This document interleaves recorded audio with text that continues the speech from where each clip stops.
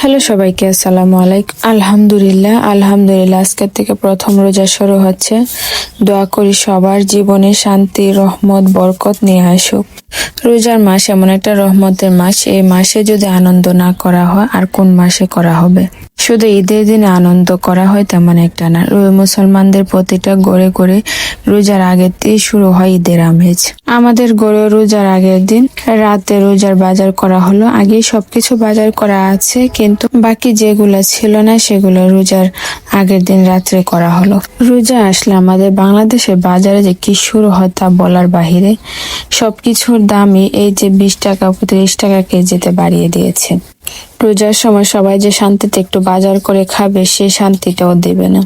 আমরা তো 3 জন মানুষ, তেমন একটা বাজার লাগে না, তাই টুকিটাকি বাজার করা হলো।